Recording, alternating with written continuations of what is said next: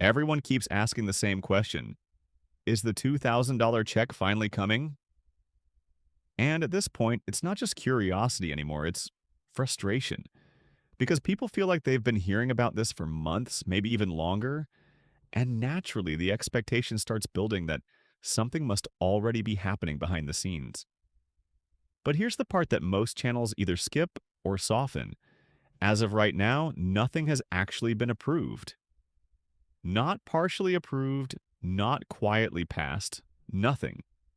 And that matters more than anything else because in the system we're dealing with, until something becomes law, it doesn't exist in a way that can put money into anyone's account. The confusion is coming from the fact that people are mixing political statements, early proposals, and media headlines into one conclusion.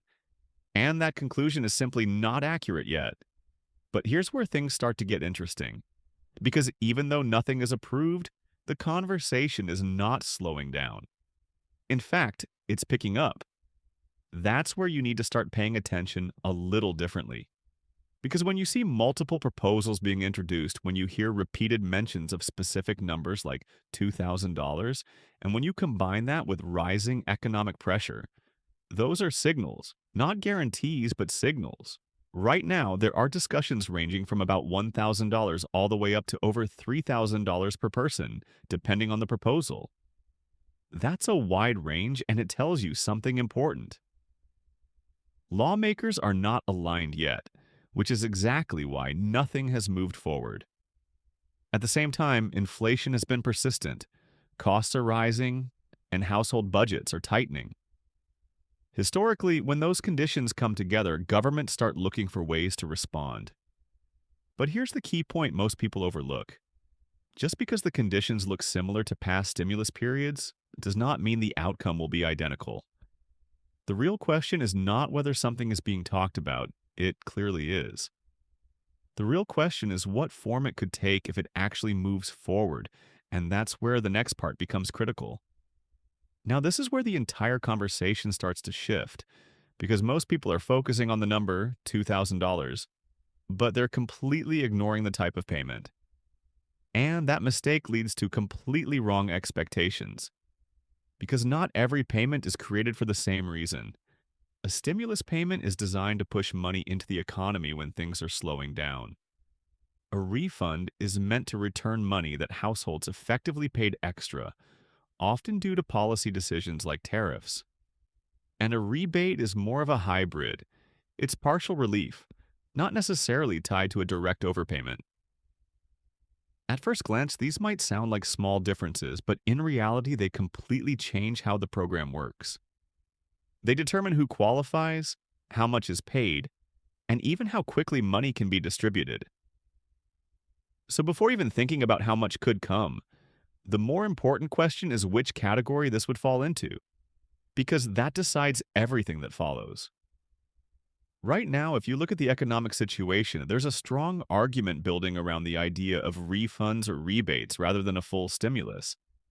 And the reason comes down to cost pressure. Over the past year, households have been dealing with rising prices across multiple categories, and a significant portion of that increase has been linked to tariffs raising the cost of goods. Estimates suggest the average household has paid somewhere around $1,700 more than usual, and that creates a very clear narrative. If people paid more because of policy, then there's a justification to return some of that money. That's much easier to sell politically than simply injecting new money into the system. However, if the economy continues to slow, then stimulus comes back into the conversation very quickly. And that's where the uncertainty becomes real, because the final decision won't be based on what sounds good, it will be based on what conditions demand. And once you understand that, the next question becomes unavoidable. If something does move forward, who actually benefits from it? This is the part where expectations need to be reset, because the assumption that everyone will get a check has never fully matched reality. In previous rounds of payments, certain groups were included right away, while others experienced delays, confusion, or additional steps before receiving anything. That pattern is important because it shows that inclusion is not automatic, it's structured. Programs are built around data systems like tax filings, benefit records, and income thresholds. And if someone doesn't fit neatly into those systems, delays can happen.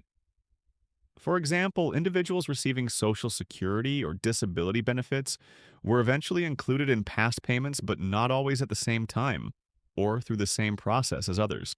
That tells you something critical. Even if a new payment is approved, distribution is rarely uniform. Then you add another layer on top of that: income limits. Most proposals don't treat every household equally. Instead, they use thresholds where payments begin to phase out as income increases. That means even in a scenario where payments are approved, not everyone receives the same amount. Some receive the full payment, others receive reduced amounts, and some fall outside the eligibility range completely. That's the part that often gets ignored in early discussions, but it's one of the most important factors in reality. Because expectations are being built around a fixed number, while the actual outcome, if it happens, will likely be far more nuanced. And once you realize that eligibility is not universal, the next question becomes even more important. When would any of this actually take place?